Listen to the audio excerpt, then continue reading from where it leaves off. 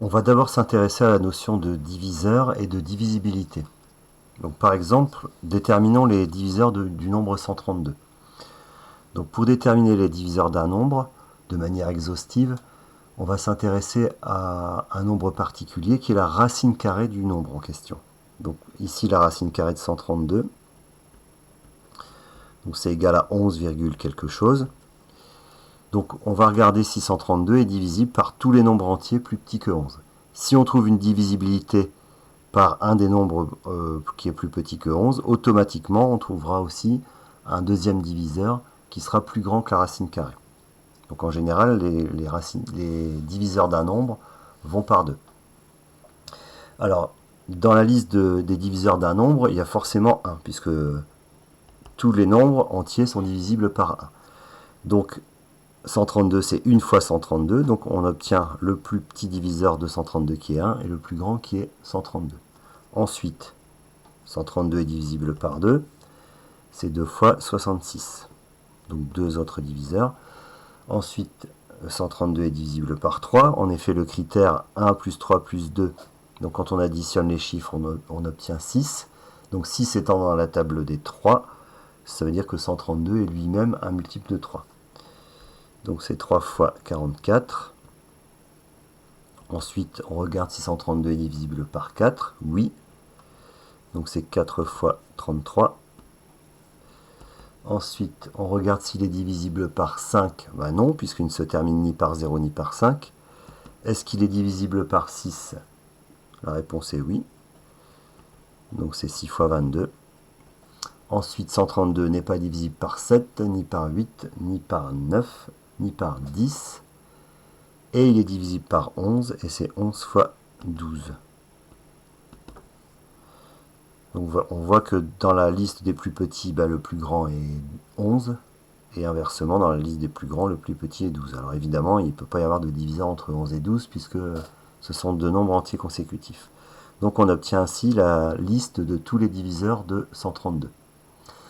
Donc un nombre quelconque peut avoir, entier bien sûr, peut avoir un grand nombre de diviseurs, comme par exemple 132. A contrario, il peut en avoir uniquement 2.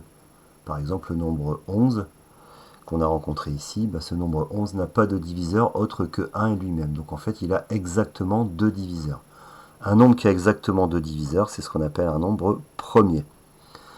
Donc ces nombres premiers, il y a des techniques, on va les voir juste après pour déterminer, pour les trouver, pour déterminer si un nombre est premier ou pas. Les plus petits nombres premiers, il faut les connaître. Donc les 4 plus petits inférieurs à 10 sont 2, 3, 5 et 7.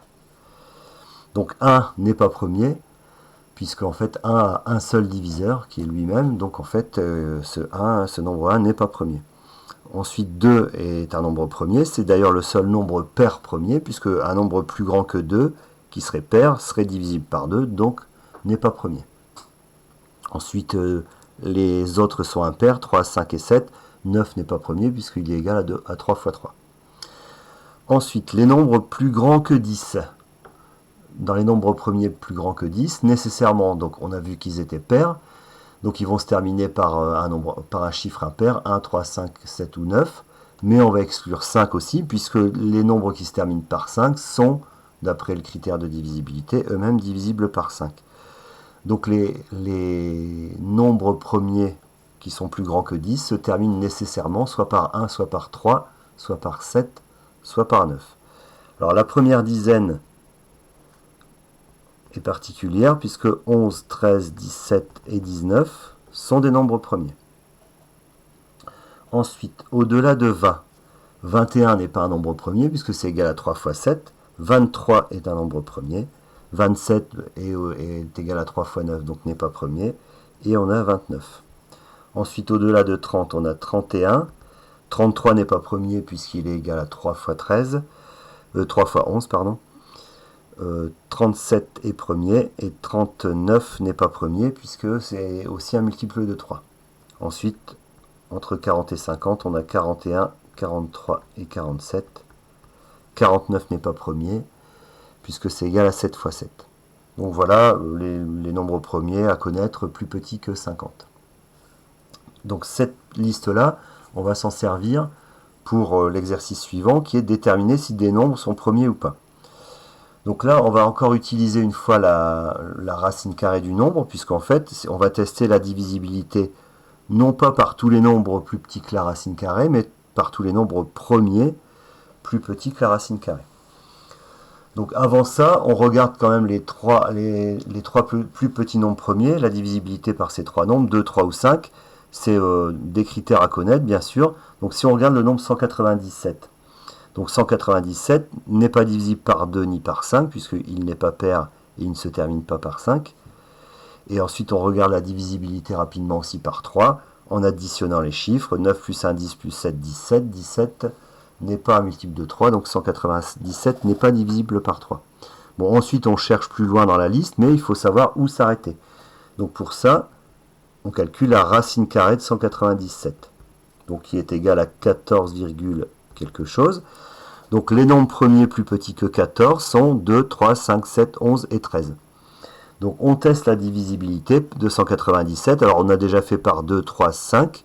On teste par 7, par 11 et 13. Et en fait on s'aperçoit qu'à chaque fois qu'on divise 197 par un de ces nombres, on obtient un nombre qui n'est pas entier. Donc on peut en déduire que 197 est premier. Donc comment rédiger ça? Donc 197 c'est un peu plus que la racine carrée, pardon, c'est égal à un peu plus que 14. Donc on va dire que 197 n'est divisible par aucun nombre entier, nombre premier, inférieur à sa racine carrée.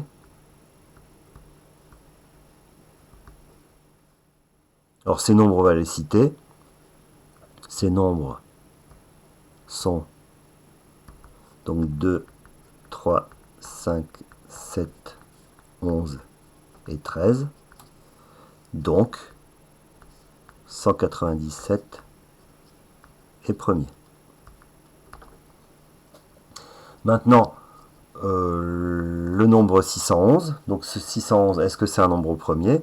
Donc on calcule sa racine carrée, donc elle est égale à 24 et quelques, un peu plus que 24. Donc on va tester la divisibilité de 611 par 2, 3, 5, 7, 11, 13, 17, 19, 23.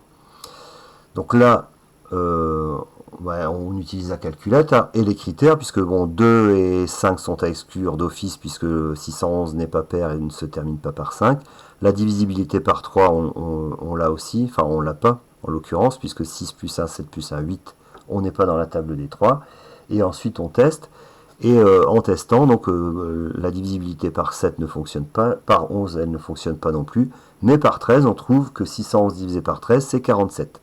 Donc pour la rédaction, on n'a même pas besoin de parler de la racine carrée, il suffit de dire 611, puisque dans notre recherche on a trouvé que c'était égal à 13 fois 47, donc 611 n'est pas premier.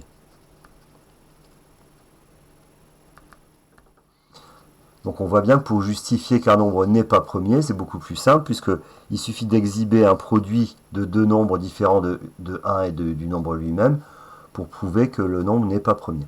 Alors que pour prouver que le nombre est premier, il faut prouver qu'il n'est divisible par aucun, enfin au moins l'affirmer et le vérifier, qu'il n'est divisible par aucun des nombres premiers plus petit que sa racine carrée.